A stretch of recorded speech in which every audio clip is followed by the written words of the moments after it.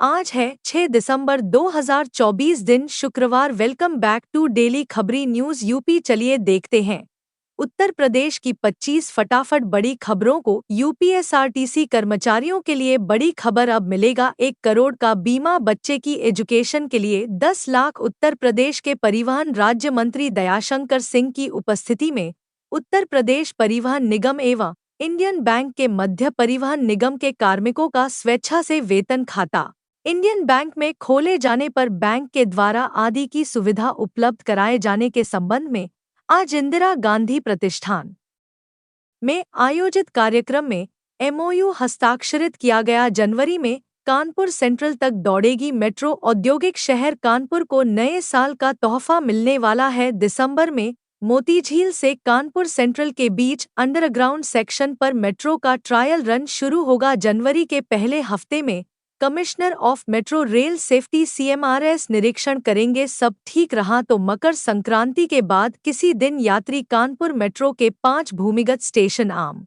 यात्रियों के लिए खोल दिए जाएंगे। यूपी के शहर में 5,000 से ज्यादा के घर बसाएगी योगी सरकार। आयोजन की तैयारियां तेज। इस बार मुरादाबाद के 5,000 से ज्यादा लोगों के घर सरकार बसाएगी। 14 दिसंबर को सामूहिक विवाह का आयोजन मुरादाबाद में किया जाएगा। इसके लिए तैयारियां की जा रही है। समाज कल्याण विभाग की ओर से आयोजन होगा। अब तक 5,245 आवेदन ऑनलाइन प्राप्त किए जा चुके हैं। 8,961 प्राइमरी स्कूल्स का बदलेगा हाल। 6 माह में 4 दीवारी निर्माण के निर्देश। उत्तर प्रदेश के 8,961 बाउंड्री विहीन प्राइमरी एवं अपर प्राइमरी स्कूल में आगामी 6 माह के भीतर 4 दीवारी खड़ी कर दी जाएगी। स्कूल की सुरक्षा के दृष्टिगत सरकार ने मनरेगा के माध्यम से प्रदेश के इन प्राइमरी स्कूल की 4 दीवारी बनाने के आदेश दिए हैं। जीवर एयरपोर्ट के पास पहुंचे अमेरिकी लोग कंपनी लगाने के लिए देखी जमीन। नोएडा इंटरनेशनल एयरपोर्ट के पास अमेरिकन सिटी विकसित की जाएगी। इसको लेकर अमेरिकन कंपनी का प्रतिनिधि मंडल एयरपोर्ट के पास पहुंचा, जहां पर औद्योगिक इकाई लगाने के लिए जमीन देखी गई। मौके पर यमुना प्राधिकरण के अधिकारी मौजूद रहे। यह ग्रेटर नोएडा शहर के साथ पूरे उत्तर प्रदेश के लिए गर्व का विषय है। अब मॉर्निंग वॉक पर लगेगा टैक्स, सरकारी पार्क को देने होंगे। गाजीपुर के उद्यान विभाग ने पार्क में चहल वाले लोगों के लिए नया आदेश जारी किया है, जिसके अनुसार अब लोगों को अपनी सेहत बनाने के लिए में टहलने पर भी शुल्क चुकाना होगा। टहलना स्वास्थ्य के लिए लाभकारी माना जाता है और सैकड़ों लोग प्रतिदिन इस पार्क में मॉर्निंग वॉक के लिए जाते हैं।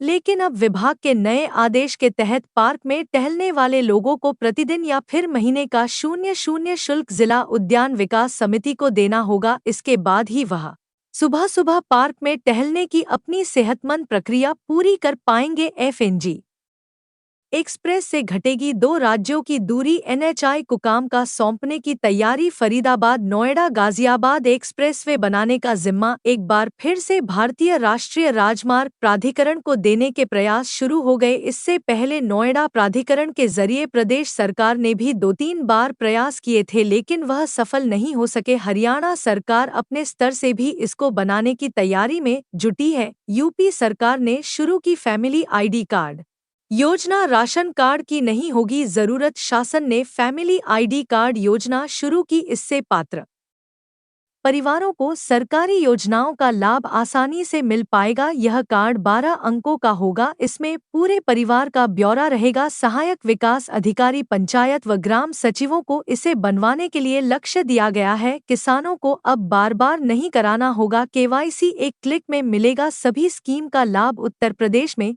किसानों के लिए एग्री स्टैक योजना के तहत डिजिटल बेस किसान रजिस्ट्री तैयार की जा रही है। इस रजिस्ट्री का उद्देश्य किसानों को फसलें रंड, पीएम किसान योजना, फसल बीमा और अन्य सरकारी योजनाओं का लाभ आसानी से उपलब्ध कराना है। इस क्रम में यूपी के कृषि निदेशक डॉक्टर जितेंद्र कुमार तोमर ने बताया कि प्रदेश के विभिन्न जनपदों में किसान रजिस्ट्री का कार्यक्रम बहुत तेजी से चलाया जा रहा है। मुख्यमंत्री अपना डीएनए टेस्ट करवाएं, हम भी अपना कराएंगे संभल पर योगी के बयान पर बरसे अखिलेश यादव। संभल हिंसा का मामला सड़क से लेकर संसद तक छाया है। समाजवादी पार्टी और कांग्रेस लगातार भाजपा और यूपी की योगी सरकार पर हमलावर है। इस बीच सीएम योगी ने गुरुवार को संभल को लेकर वार किया तो सपा प्रमुख अखिलेश यादव बफर पड़े। सीएम योगी ने डीएनए के बात की तो अखिलेश यादव ने भी चुनौती दी। डाली विधानसभा का शीतकालीन सत्र 16 दिसंबर से राज्यपाल की सहमति के बाद तय हुई तारीख। उत्तर प्रदेश विधानसभा के शीतकालीन सत्र की घोषणा हो गई है, जो कि 16 दिसंबर से शुरू होगा। राज्यपाल आनंदीबेन पटेल की सहमति के बाद विधानसभा सचिवालय ने सत्र की अधिसूचना जारी कर दी। देवी देवता और ऋषियों के नाम पर बनेंगे अनोखे थाने। प्रयागराज महाकुंभ 2025 का आयोजन 13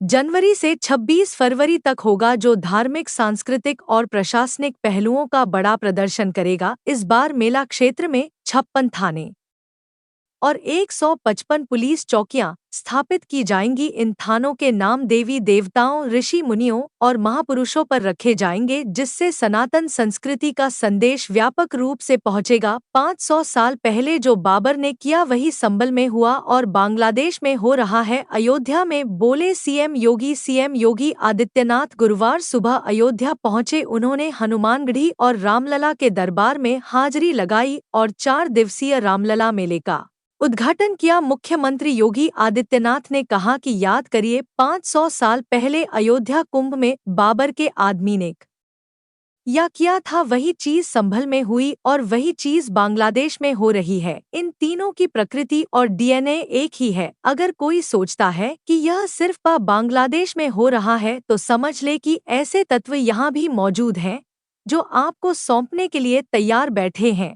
बरेली में बनाया जाए सरकारी ट्रामा सेंटर। जनप्रतिनिधियों ने सीएम योगी को लिखी चिट्ठी। बरेली में दुर्घटनाग्रस्त मरीजों को रेफर के सफर से निजात दिलाने के लिए अब जनप्रतिनिधि भी आगे आए हैं। घायलों को जिले में बेहतर इलाज मिले, इसके लिए उन्होंने मुख्यमंत्री योगी आदित्यनाथ को पत्र भेजकर ट्रामा सेंटर की मांग उठाई। यूपी में तैयार हो रहा नया हाईवे लखनऊ से भोपाल का सफर सिर्फ 8 घंटे में होगा पूरा। उत्तर प्रदेश और मध्य प्रदेश के लोगों के लिए बड़ी खुशखबरी आने वाली है। दोनों राज्यों की राजधानियों को जोड़ने के लिए बहुत जल्द एक्सप्रेसवे मिलने वाला है। उम्मीद है कि अगले साल यह एक्सप्रेसवे लोगों के लिए चालू हो जाएगी, जिसको तय करने में अभी 14 से 15 घंटे का समय लगता है, लेकिन एक एक्सप्रेसवे के बन जाने के बाद यह समय घटकर महज 7 घंटे हो जाएगा। जैसे यात्रा करने वाले फर्रेटेदार तरीके से सफर कर पाएंगे। 20,225 में डिफेंस कॉरिडोर की 33 फैक्ट्रीज में शुरू होगा काम। आने वाले वर्ष में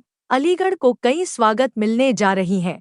सबसे बड़ा काम डिफेंस कॉरिडोर में शुरू होगा। यहाँ के सभी 33 फैक्ट्रीज में शस्त्र और उनके पुर्जे बनने शुरू हो जाएंगे। वहीं आरएमपीएसयू के नए भवन में क्लासेस लगनी शुरू होंगी। इसका नया भवन बनकर तैयार हो चुका है। बिजली कर्मचारियों की सेवा शर्तों में नहीं होगा कोई बदलाव, यूपीपीसीएल ने स्पष्ट किया। दक्षिणांचल और पूर्वांचल विद्युत वितरण कंपनीज के निजीकरण के विरोध के बीच पावर कॉरपोरेशन ने एक बार फिर से कुछ सवाल जवाब के जरिए स्थिति स्पष्ट करने का प्रयास किया। कॉरपोरेशन ने रिफॉर्म प्रक्रिया में कर्मचारियों, खासकर संविदा कर्मियों के भविष्य को लेकर उठ रहे सवालों का जवाब दिया। स्पष्ट किया गया कि रिफॉर्म के बाद कर्मचारियों की सेवा शर्तों में कोई कमी नहीं होगी और उन्हें कई विकल्प दिए जाएंगे। उड़ीसा लागू हुआ तो कटेगी बिजली उपभोक्ताओं की जेब, उपभोक्ता परिषद का आरोप। UP power corporation Tata power Orissa के तर्ज पर पूर्वांचल व दक्षिणांचल का पीपीपी मॉडल के तहत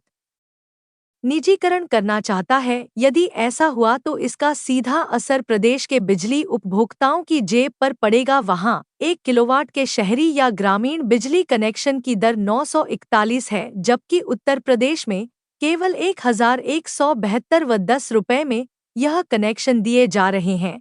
नड एयरपोर्ट के पास जापानी सिटी बसाने का रास्ता साफ, योगी सरकार ने दी मंजूरी। यमुना प्राधिकरण क्षेत्र में नोएडा एयरपोर्ट के समीप प्रस्तावित जापानी सिटी परियोजना को हरी झंडी मिल गई। बुधवार को उत्तर प्रदेश सरकार के मुख्य सचिव मनोज सिंह और जापानी उद्यमियों के प्रतिनिधि मंडल के बीच हुई महत्वपूर्ण बैठक में इस परियोजना पर सहमति बनी। हवा बही तोड़ गया संगम नगरी से प्रदूषण। एक क्यूआई का स्तर जानकर नहीं होगा यकीन। पिछले 10 दिनों लोगों की नाक में दम करने वाला प्रदूषण को चली हवाओं ने उड़ा दिया। एक सप्ताह से 200 के पार रहने वाले वायु गुणवत्ता सूचकांक घटकर 51 रह गया। अभी 2 दिन हवाई और चलेंगी और इसकी वजह लोगों को वायु प्रदूषण से राहत मिलेगी। हालांकि अगले सप्ताह से ठंड फिर से बढ़नी शुरू होगी। ऐसे में फिर से वायु प्रदूषण शहर को अपनी चपेट में लेना शुरू करेगा। वैश्य को ओबीसी में शामिल किए जाने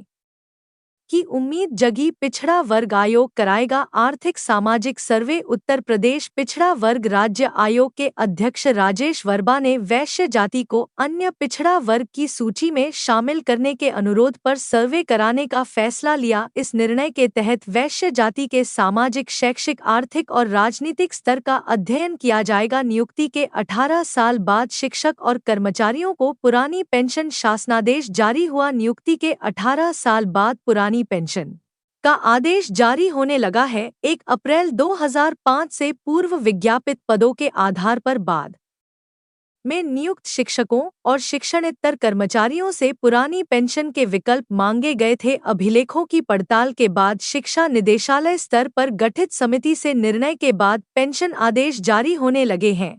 लखनऊ चारबाग स्टेशन पर कार पार्किंग के लगेंगे 10 मिनट के लिए पिक एंड ड्रॉप की सुविधा free. Lucknow Charbagh railway station पर कार और बाइक की पार्किंग को शुरू कर दिया गया। उत्तर रेलवे लखनऊ मंडल प्रशासन ने पार्किंग का ठेका कर इसका संचालन भी शुरू कर दिया, जहां पर सामान्य पार्किंग में कार खड़ी करने पर 2 घंटे के लिए और बाइक खड़ी करने पर देने होंगे। वहीं प्रीमियम पार्किंग बकार कड़ी करने पर 25 लाख रुपए। स्विट्जरलैंड में बनकर तैयार गोदौलिया स्टेशन का स्ट्रक्चर बदला, स्थान तो होगा नुकसान। रोपी के गोदलिया स्टेशन का स्ट्रक्चर स्विट्जरलैंड में बनकर तैयार हो चुका है। ऐसे में यदि स्टेशन का स्थान बदला तो करोड़ों के उपकरण बेकार हो जाएंगे और करोड़ों का नुकसान तय माना जा रहा है। नए स्थान के हिसाब से पूरा स्ट्रक्चर दोबारा बनाना होगा। इससे रोप परियोजना की लागत और समय दोनों बढ़ जाएगी। तो ये थी आज की 25 फटाफट बड़ी खबरें। अगर आपको न्यूज़ पसंद आई हो तो वीडियो को लाइक और शेयर जरूर करें। धन्यवाद।